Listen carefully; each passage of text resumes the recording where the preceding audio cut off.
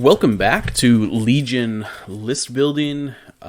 So last episode we went over the Separatist Alliance and how to build a Separatist army and utilize their order control mechanics in order to kind of build a list that is above the curve as far as power level in Legion. So today we're going to take a look at Republic. It's the last faction that we have not checked out yet. It's definitely a little bit different in how you have to build your Republic lists, and so let's go ahead and dive right into that today. Again, today we are starting off on Legion HQ. And we will go ahead and click on the Republic button there and dive right in. So, the Republic has a bunch of different options for commanders in contrast to the Separatists that we looked at last time. There's 5 instead of 3 before we factor in their field commander options.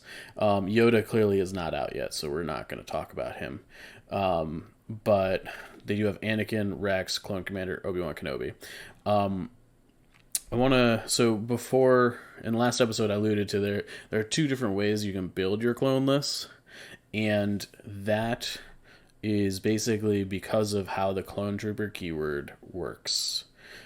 So for those of you that don't know, the Clone Trooper is, I guess it's not a keyword, it's a unit type. Basically means that everyone that shares the Clone Trooper unit type can share dodges, surges, and aim tokens. This is really important when it comes to how they play on the table, and because the core units in clones are all Clone Troopers, it tends to be that you want to build a list that is super focused on the Clone Trooper keyword, because sharing tokens really ups their power level. I'm sure many of you watching know all about how good Rex Star is in the given meta.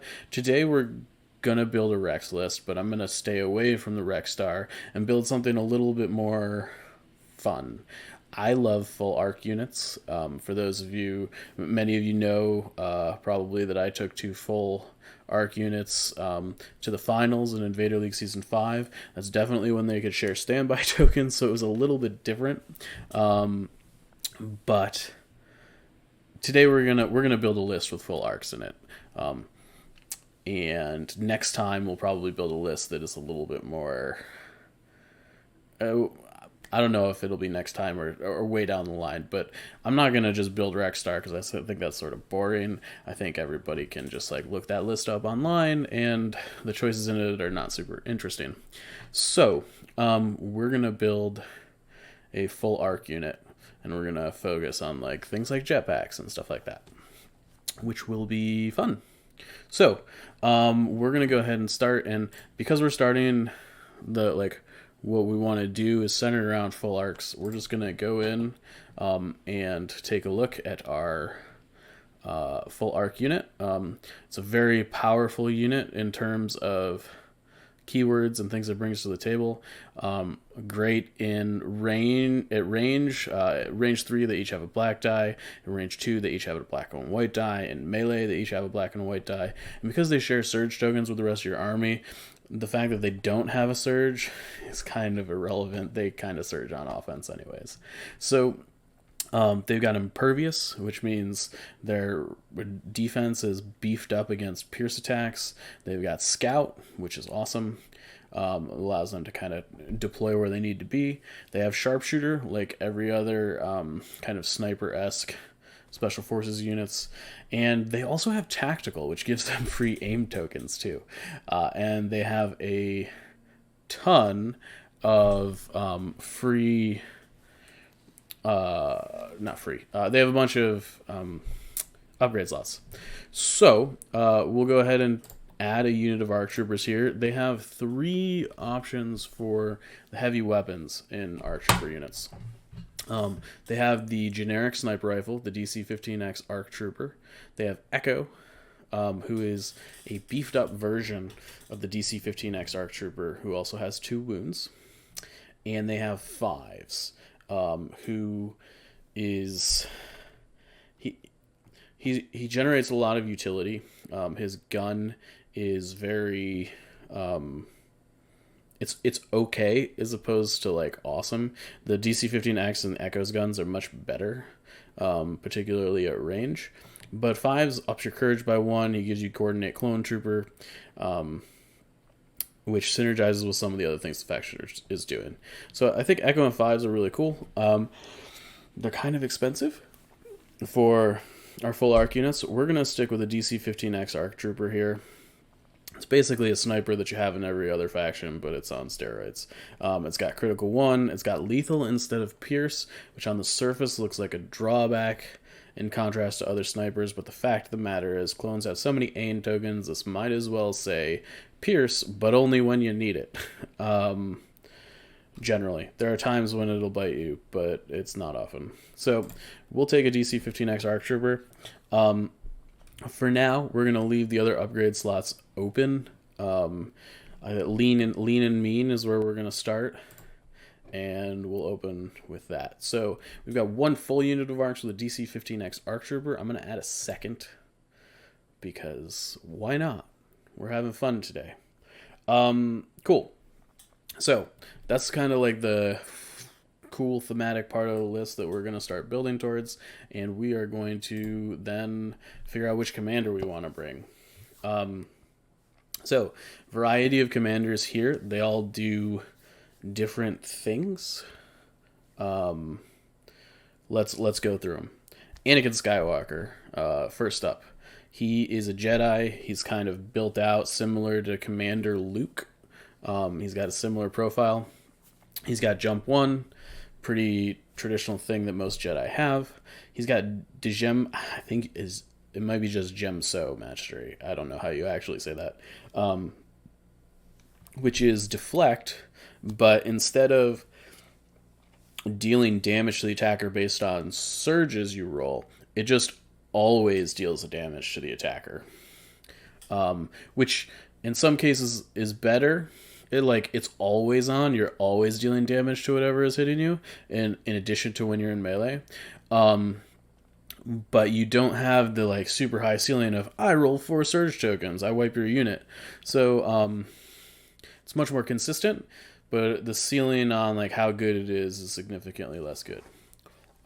He's got flawed, which means he has a flawed command card that hurts him a lot. Basically, his flaw says if he's got more than one if he's got a suppression token on him, your opponent can play it during the command phase, and you can't issue Anakin an order that round. It's very debilitating. I think, competitively speaking, it's one of Anakin's biggest problems. It is Anakin's biggest problem. It's a real issue. Other than that, he's a pretty cool character. He's got Immune Pierce, which is good. He's got Tempted, which means he can take light and dark side force powers, so you can put Force Choke on him as a light side user, which is very, very cool. He does not have surges natively. It's in order to talk about Anakin, we also have to kind of talk about his command cards. Let me just put him in the list real quick so we can talk about him, because unlike most other characters, they actually build him out. So his 3-pip, Hero of the Clone Wars, is permanent. It gives him Exemplar, which means he can share his own tokens to to any unit around him within range 2 that he can see. It also gives him Reliable 2, so he's generating those surge tokens on his own. Reliable 2 gives you 2 surge tokens at the start of the activation phase. And at the end of his activation, if he's not at range 1 to 2 of a friendly unit, he gains 1 suppression token. So basically, it's here's these permanent abilities, and here's a potential drawback. You'll note that basically all of his cards are like this. So Anakin's command cards function, and we can see it here in You Underestimate My Power. His 2-pip, it's permanent. Anakin Skywalker gains Surge Crit and Master of the Force 1. At the end of his activation, if he did not perform attack, he gains 1 suppression token. It's basically Anakin coming into his power through these command cards, which narratively is really cool. But none of these command cards have super spicy effects. There's no Son of Skywalker. There's no, and now you will die. Like, even his 1-pip, this is where the fun begins, says Anakin Skywalker gains outmaneuver Relentless at the end of his activation. If he was not the first friendly unit to activate during the current round, he gains 1 suppression token. So all of these cards are giving you these bonuses basically to give you a Jedi that ordinarily would cost probably like 190 to 200 points. But you don't get any command card effects that do real things, is the issue. Additionally, you don't like it. It introduces a bunch of drawbacks that give you suppression tokens, which turns on not a story a Jedi would tell, which basically allows your opponent to strip Anakin's order token on a turn that matters. Anakin is very hard to play well because of this, and for that reason, we're going to stay away from him today. I'm not a huge fan of Anakin. I think that, I hope that someday they're just like, Anakin's flawed card just can't be played in competitive play, and I think that would be a good place to start.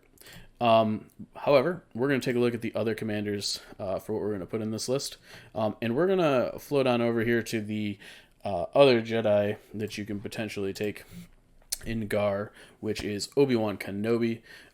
Also has jump 1.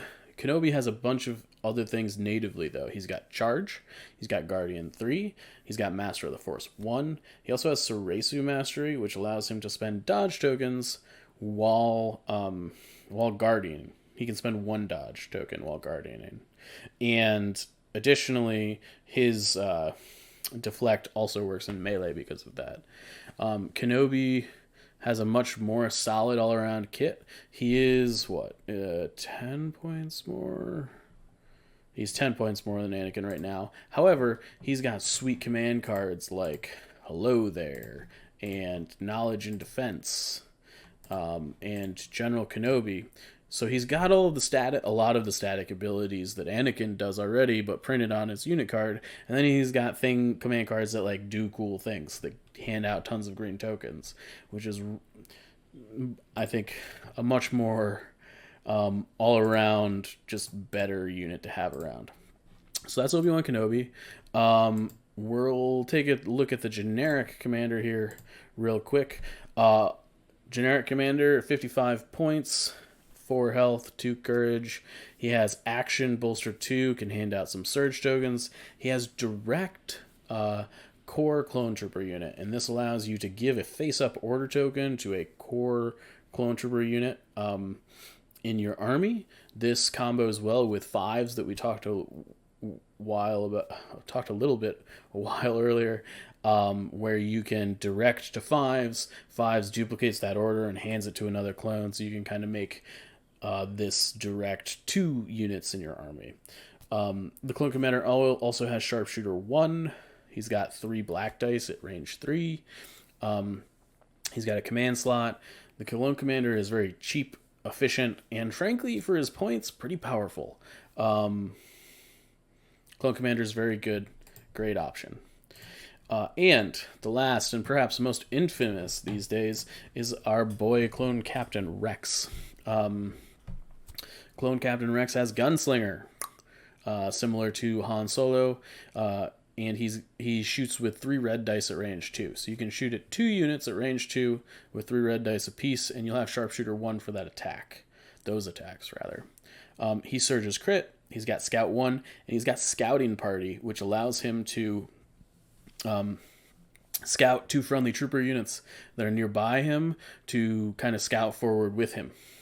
So he kind of just like gives scout to your units, which is really, really powerful. He's got Tactical 1, which gives him an aim token every time he moves. So he's one of the only units in the game that can like take two aim actions, because he can move, trigger Tactical 1, and then move again to trigger Tactical 1, or just take the aim action. So you can get 2 aims, and because he's a clone trooper, he can just share those aim tokens to other units, which is really, really good. And so he's got a command slot, training slot, a couple gear slots. And it's notable that there's jetpacks that we might talk about a little later. You can't see them on my screen because I've edited it a little bit. But the jetpacks allows you to gain jump 2. And when you put it on Clone Captain Rex, instead of costing 10, it costs 5. So those are a really great option for him. Rex's command hand is also really good. Call Me Captain allows you to basically fire support as many times as you have units, as long as Rex is in range, which is crazy good. Take That Clankers allows your units to, if they have an aim token and a face-up order token, allows them to extend their range band by 1, which we talked about the Clone Commander and 5s. You can start handing out a bunch of face-up order tokens very quickly with that combination, and if you give the units that you're giving like offensive push combo in that would Take That Clankers, allows you to extend a bunch of range bands that turn. He's got We're Not Programmed, which is just a very great, here's a bunch of face-up order tokens for clones, and hands out some search tokens. I'd also like to point out air support here. It is a great generic, it's the generic Republic 2-bib. However, this card almost might as well just like have Rex up in the corner. It's so good with Rex because he has Sharpshooter and Surge Crit. It's basically it's kind of like Leia's Coordinated Bombardment, but in some scenarios even better. So that's also very good. Rex sort of has like a pseudo 4 command cards in my opinion. So that's Clone Captain Rex. So we have started our list off here with 2 full ARC squads. And you know who's an ARC trooper in Clone Wars? Clone Captain Rex is. So we're gonna grab Clone Captain Rex. Again, we're not gonna build a traditional Rex star today. This might be a little bit closer to like an ARC star. And Captain Rex just, he's got it all. He's got the Clone Trooper keyword. He just does the things that I think we're going to want this list to do. So, we've got Clone Captain Rex, and we're going to fill him out a little bit. There are 2 upgrades, I think, if you're building a list, whether you're taking the generic commander or Rex, and you're building a list centered around the Clone Trooper keyword, you always want aggressive tactics. It's not particularly close. It is 15 points. I understand that it's expensive. This card will pay you back in dividends over the course of the game. It's just so strong being able to hand out like an extra 4 surge tokens a turn and share them to whatever needs to get them. Take aggressive tactics. Be happy about it. Even if you took a Jedi and you have a bunch of clone troopers in your list, you should just take aggressive tactics. It's so good. The other thing that I think is pretty mandatory on Clone Captain Rex is Recon Intel. The reason for this is it gives Rex Scout 2 instead of Scout 1, but it also bumps the 2 units that he gives Scout 2 from Scout 1 to Scout 2 because it depends on his Scout value. So you're really getting, you're paying for like 1 Recon Intel, but getting 3. The value there is really good. So that's Clone Captain Rex. We may come back and throw some other stuff on him later, but this is definitely, I think, the bare bones Rex package you should be taking if you're playing Rex. So let's take a look at our core units. And the clone core units are a little bit interesting these days. There, you can clearly choose from Phase 1 Clone Troopers or Phase 2 Clone Troopers. They're kind of, on the surface level, the same unit, except they cost 10 different... The Phase 2s cost 10 more points than the Phase 1s. The difference being the Phase 2s have Reliable 1, which means each one gets a Surge token at the start of the turn. They have a Training slot, and they have Courage 2. So, generally speaking, I am in the camp that you should take as many Phase 2s as you can while staying at like 9 or 10 activations. Because clones want to saturate their army with as many Surge tokens as possible. The Phase 2s having Reliable 1 really helps you do that. So I'm going to start by tossing in a phase 2. And let's take a look at the heavy weapon options here. So there's Echo and Fives again. You can put these in generic clone trooper units. They're very... So Echo, I'm not a huge fan of Echo generally. I think if you're going to use him, you probably put him in a full arc or an arc strike team. Because core units don't have sharpshooter, putting him in a core squad, to me, loses some value. He's 40 points, which is pretty expensive for a core squad's heavy weapon. So keep that in mind. I'm going to skip fives for a second. Let's talk about the phase 2 mortar. It is 2-4, 2 black, critical 1, suppressive, and cumbersome for 20 points. This gun basically makes it so your phase 2 squad will have 6 dice. It's not worth it. This gun, I don't know. I'm sure that like it could be probably like 10 points, and you probably still wouldn't take it. I don't know. It's not very good. So I would stay away from the mortar. It just the cumbersome really straps you down, and you're not getting anything for it. In contrast to the Z6, where you're getting 6 white dice, which are surging white dice. And this is not the Rebel Z6. So it's not your grandfather's Z6. It's just not the Rebel Z6. This is so much more powerful. These 6 white dice, on average, end up being 3 hits? No. Like 2... About 2 1/4 hits you get out of this. That's before aim tokens. It really ups your damage potential at 27 points. To kick back to fives, I think just about every clone list should have a fives in it. It's a question on whether you want to put him in a phase 2 squad or a phase 1 squad. Excuse me. Jeez, I'm yawning a lot today. My apologies. Let's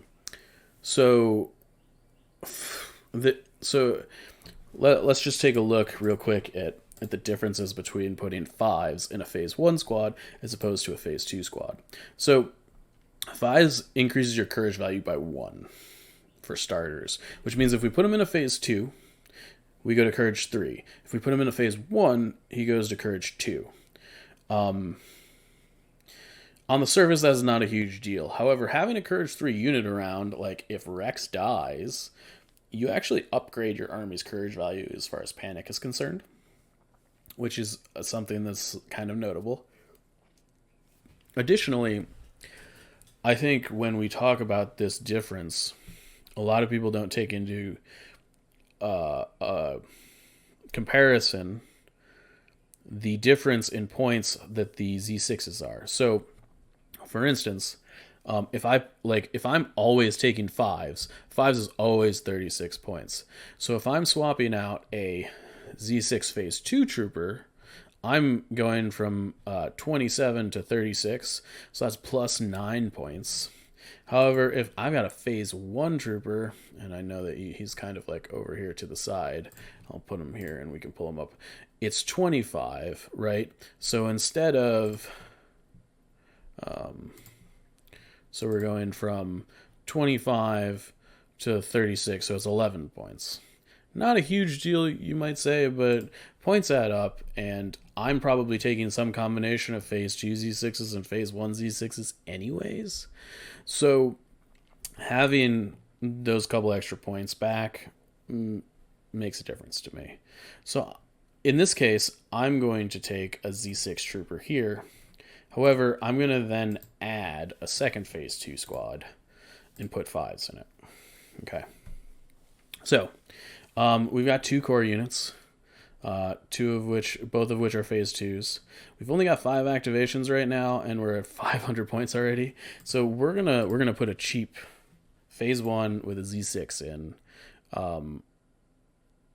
to boot. Sorry, the phase 1 Z6 is 23, not 25. I was not looking at the errated version, so it's more than 11 points. It's 13. So We're at 6 activations. We have 6 units with the Clone Trooper keyword. We need to try and get as close to 10 activations as possible. I've built a lot of lists like this. I'm pretty confident we're going to end at 9 when all is said and done, which is fine. But I'm just going to show you kind of how we get there. So we're looking to add cheap, efficient, and if possible, effective units for like 50 to 60 points. Where can we find those units? Well, the first one, which I'm sure you've heard me talk a lot about in other videos, is let's put a strike team in here, right? So the arc strike team is 27 points before we add the heavy weapon, which is DC 15X. It ends up being 58 points.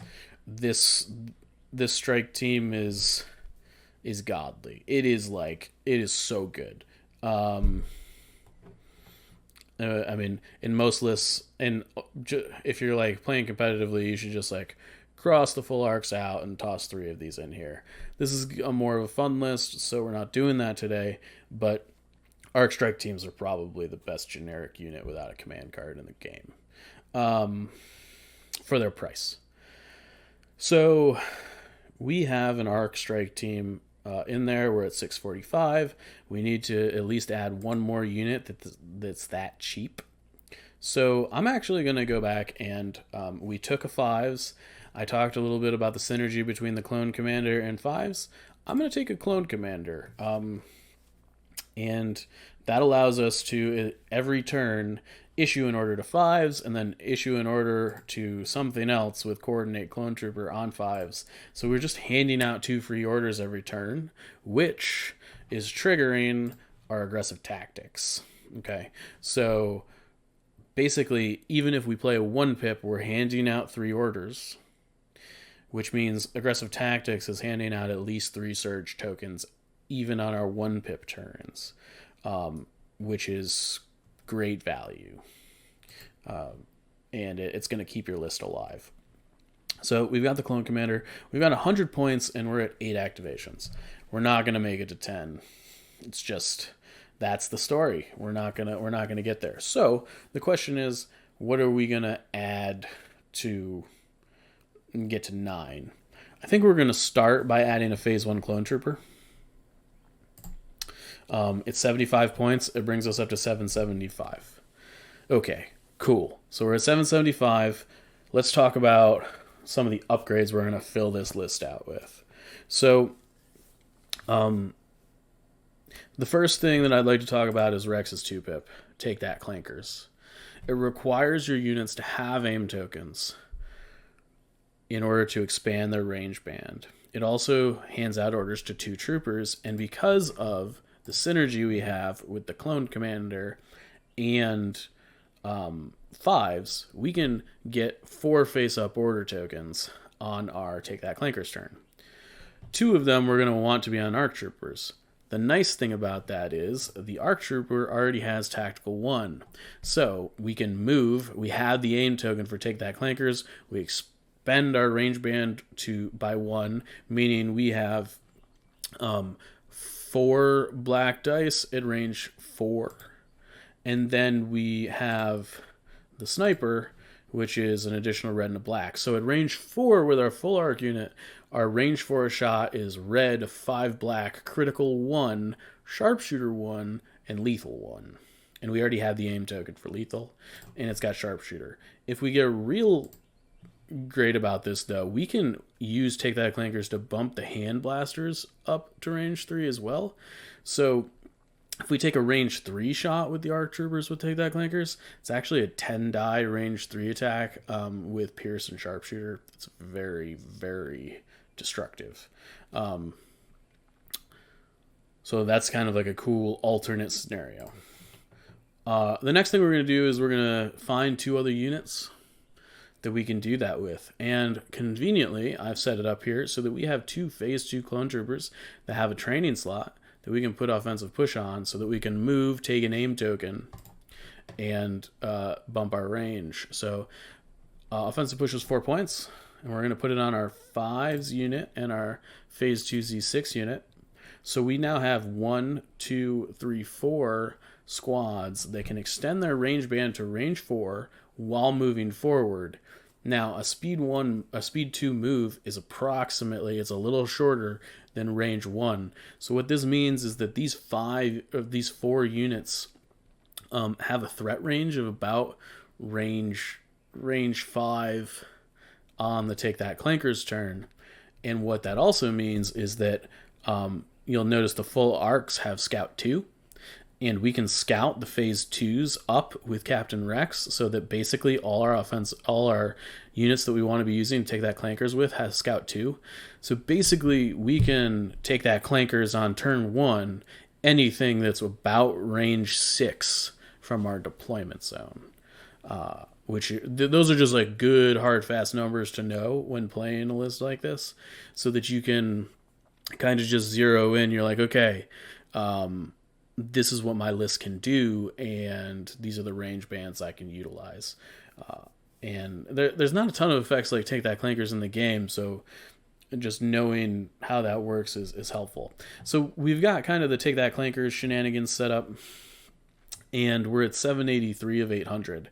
So unfortunately what that means is we're probably not going to... It's 10 points a piece to put jetpacks on our full arcs, which is going to put us well over where we want to be. So we're probably going to have to skip the jetpacks on the full arcs this go around. But I want to kind of address the clone commander here. So he's got a command slot that is presently vacant. And I want to talk about 2 potential options to put on him. The first is strict orders, and it's when a friendly trooper unit with a face-up order token activates during its rally step, it may remove 1 suppression token instead of rolling dice. And we have a lot of face-up orders every turn, similarly to, CIS, though we're not replicating orders nearly as much. The other option is Vigilance. During the end phase, choose either 1 friendly trooper unit at range 1 to 2 or up to 2 friendly trooper units at range 1 to 2. Each chosen unit does not remove 1 dodge token. Since clones share dodge tokens, you can often utilize Vigilance to hold dodge tokens from like turn 1 into turns 2 or 3. So you can kind of take 2 dodge actions on the front end when you're not getting shot at and have them kind of saved in your piggy bank for when you need them. And it's very powerful in that effect. I was able to use it to strong effect in Invader League Season 6. I think there's arguments to be made for either of these upgrades. I personally like Vigilance just because I find clone lists right now have like not a ton of courage issues. So I'm going to take Vigilance on this clone commander. And we're at 788. We could stop there and just take a 12-point bid. I would like to go back and add a jetpack to Captain Rex in this build. It's 5 points on Rex. It gives him jump 2. It allows you to set up some of his command cards really great.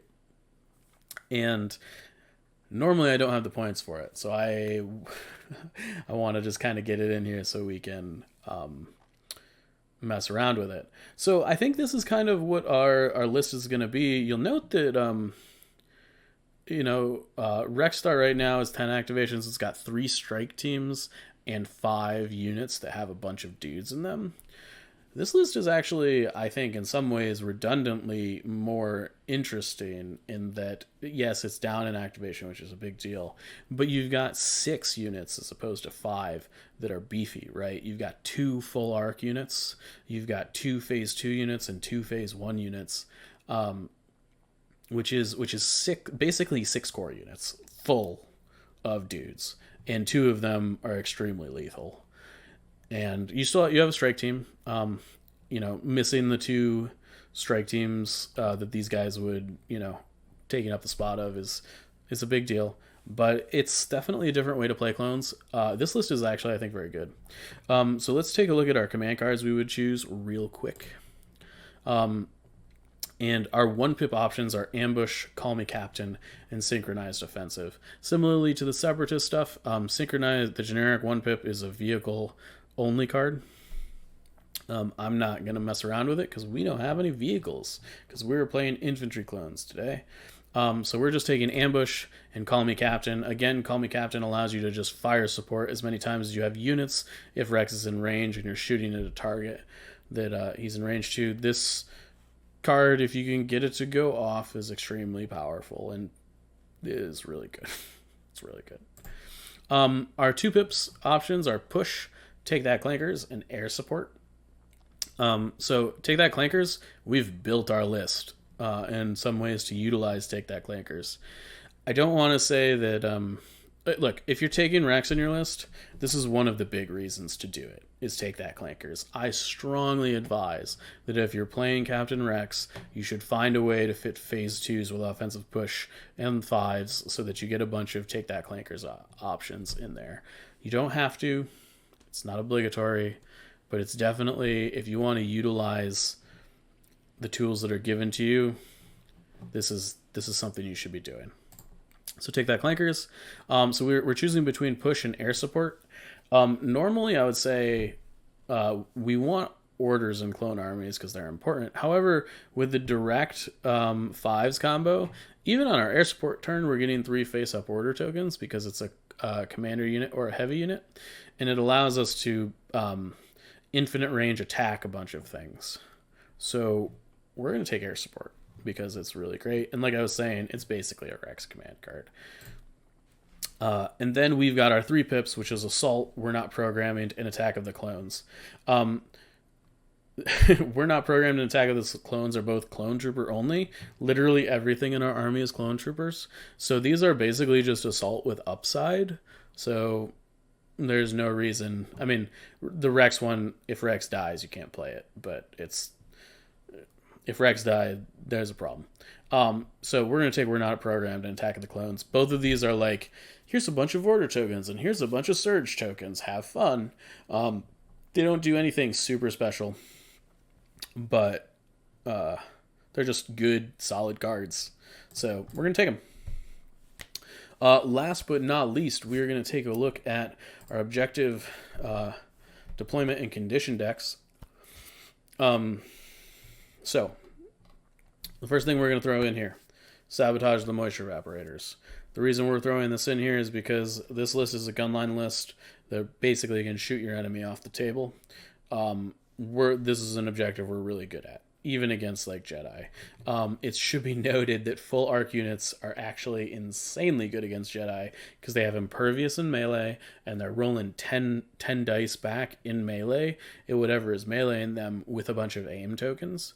So anytime this army gets charged by a Jedi or something, you just get in there with your full arc unit and beat the crap out of them.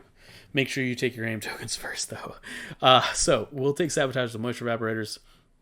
The next thing that I think we should be taking in this list is Hostage Exchange. There is an interaction on Hostage Exchange between Captain Rex and his scouting party and the hostage unit.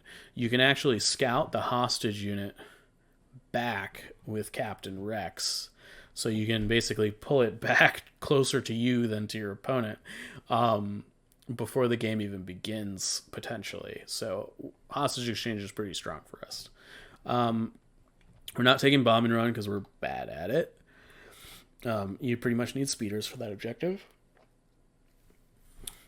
Payload is an interesting one. It's a moving objective where you got to move along with it.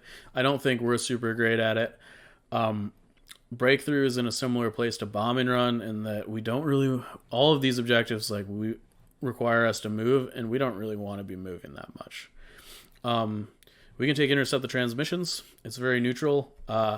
It's about area control, which we're good at, so we'll take that. Which leaves Key Positions and Recover the Supplies. If vehicles couldn't cover up most of the key positions in the center of the table, I would be all about the key positions. That makes me nervous these days, so I'm actually more of a Recover the Supplies fan in this slot. That's kind of personal preference, though. If you would rather play key positions, I think that's totally fine. For deployments, so I like a couple things. So I like battle lines because you can a lot of times just take that clankers your opponent like off the get-go very easily on battle lines. It kind of like plays into what we're trying to do. So that is a good option. I also like Hemmed In because of where we are as blue player. It gives us a solid advantage. It works really well with recover the supplies and like intercept the transmissions and hostage exchange. It's not so great on sabotage, but can't have everything. So hemmed in. I also am a big fan of major offensive as clones, so we're gonna throw that in there. That is, it's a pretty neutral one.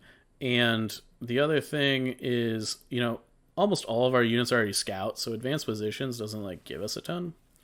I don't hate. I don't like disarray. Disarray is breaking up our clone ball. That's not helpful. So that's kind of gives us long march, danger close, and rollout. Danger close is sort of interesting. It can do some things that are similar to battle lines, but it's just so much more messy. I like to stay away from it. I'm actually a long march fan here between long march and rollout, so I'm going to put long march in the deck. And then for condition cards, so I like Minefield. We share dodge tokens, so we can pretty much just take 2 dodge tokens and then blow up the mines, take no damage, and watch it mess with our opponent. So I'm all about that. I also like War Weary. It decreases the size of your commander's courage bubble, which the only thing that really matters for in our list is these 2 phase 1s, because everything else in the list is the same courage value. So War Weary is good for us generally. I also like fortified positions because putting your really expensive clones in heavy cover also helpful. Additionally, the full arcs like make it so that like you get that cover, but your opponent doesn't because you've got sharpshooter. So fortified positions is great. And then the one I always love to take as clones is supply drop. Gives you a bunch of free orders, tokens, back to capsules, all sorts of fun stuff for free that really kind of, I think, charge up what the clones are already doing well. So that's our objective deployment and condition decks. And this is our, I'm going to call it Arcstar Reloaded. And in our next segment, we'll go ahead and grade this list on how it turned out. See you in a bit. And we are back. I'm recording this probably like a month after we originally did the list building portion of this. So as you can see, my hair is a little different. It's not nearly as long, but we are going to go ahead and look at the Arcstar list that we built and grade it like we've been grading all of these other lists. So as always, we are going to start with order control. Order control is very important for any list in Star Wars Legion. Clones do it pretty good right now for a variety of reasons. The first is their command cards give out a ton of orders. What is it? Attack of the Clones gives. We're not programmed. I think gives out 4. If I had to double check, so you get an extra order from Rex's 3-pip. And then from all the other stuff, you get a direct order from the clone commander, and then you issue that order to 5s, who coordinates it to someone else. So even on a 1-pip turn, you're handing out 3 orders as long as the clone commander and 5s is alive. So that's a huge deal. And for that reason, we're going to give this list a 4 out of 5 for order control. The other reason that I I think this list is pretty good in that vein is that it's pretty, no matter what you draw out of the bag, you're always doing something useful most of the time. So that's pretty big as well. So clone lists, similar to CIS lists, have very good order control in comparison to the other factions. So we're going to go with 4 out of 5. So let's talk about firepower. And I've graded the firepower and defense of this list in 2 ways. The first is when the list does not have surge tokens, and the second is when the list does have surge tokens to spend. And I hope that this will kind of start to give people an idea of how important surge tokens are to not just this clone list, but clone lists generally and units that can like share tokens, how much it scales. So let's start with the overall firepower. The overall firepower of this list without surge tokens is, if everything's firing on all cylinders, it's about 30 hits a turn. Okay. And so just for like some comparison points, the overall firepower of the Dooku gun line we put together before was 32. The Rogue One the Rogue One list we put together was also 32. The Imperial list we originally put together was 24. Okay, so this one is pretty much on par without surge tokens with every other list we've made so far. If you have surge tokens to share and you have enough, on average, you're going to see it come through as 38 instead of 30. Okay, so it is miles ahead of the rest of the list we've built, which, the Dooku gun line and the Rogue One list we graded as pretty average at 32. This one's 38 with just surge tokens. This does not include aim tokens. This does not include aim token sharing. Okay, so this list is already firing very heavily on all cylinders without aim token sharing, just surge tokens. So we're going to give it an overall firepower of 4 out of 5. I think that I'd probably put like classic traditional Rex Star that has another activation and some more stuff. At the 5 out of 5, you get more aim tokens and stuff. Clone lists are very deadly when it comes to offensive capability. They are probably the most deadly thing in the game. So just keep that in mind. So 4 out of 5 for overall firepower. Let's go to overall defense, and I think this is really where you'll start to see why surge tokens are so important to clones and how it kind of matches up to the rest of the list that we've built. So, overall defense, there is 70, without surge tokens, there is 72 effective health points in this list. Okay. So, in comparison, our Dooku gunline had 81. Our Rogue One list had 72, which is the same. So it has the same as the Rebel list. The Imperial list had 87. Now, if you add surge tokens to that, the effective health of this list goes to 108. Okay, so we go from 72 effective health points to 108 effective health points if we are sharing surge tokens. This is vital. This is why clone lists are, as you can see on the overall firepower and the overall defense portion of this, as you share surge tokens, it gets much, much, much, much better than what it would be without them, clearly. So 108 health points, we're giving this a 5 out of 5. It is a no-brainer. Lists like clone lists that have enough surge tokens to share defensively are incredibly difficult to break. And this is why. Because the surge tokens take them from, a list that is about as effectively healthy as that Rogue One list that we built to an impenetrable castle. So we are giving them a 5 out of 5. Synergy. Big one. Clones are very synergistic. They have the clone trooper keyword. That effective health rating does not include things that include sharing dodge tokens, right? We've also got vigilance in this list that allows us to keep whatever dodge tokens we didn't use to the next turn, right? There's offensive push in this list that allows us to take that clankers on 4 separate units, the 2 full arcs and the 2 phase 2 squads to basically take range 4 shots with take that clankers with Captain Rex. Captain Rex is handing out aim tokens left and right. His Call Me Captain synergizes super well with the full ARC Trooper squads that can basically allow him to split fire up to 3 times, which we're going to talk about in a second here.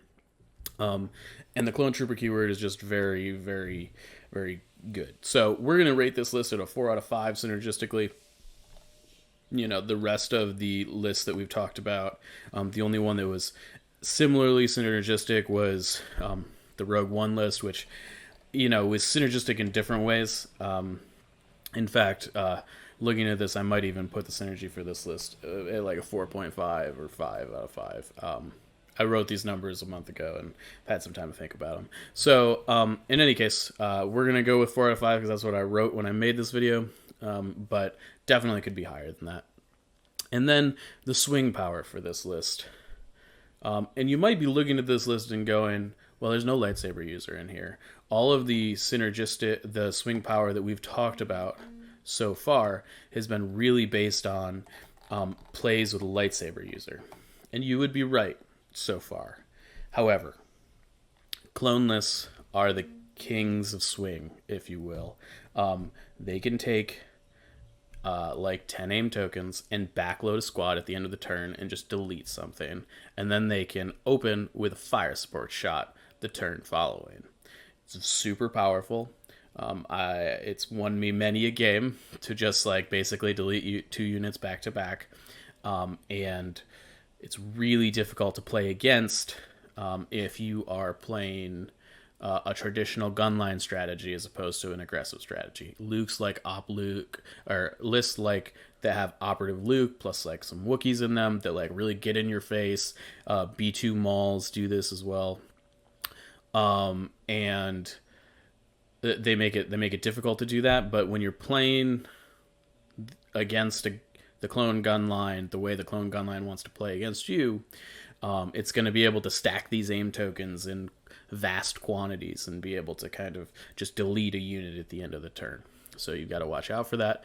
But because of that, we're giving this a 5 out of 5. It's not really close. If you want to even spice it up further, you can call me captain off the back of something like that. So you can, and then split fire so that Rex is doling out 6 to 9 dice on the first activation of the next turn, and you can make sure that you have an order on your full arcs on the Call Me Captain turn because you're giving an order to 5s, and then 5s is giving it to a full arc unit, and you can basically make sure that all of those things are happening. So swing power 5 out of 5.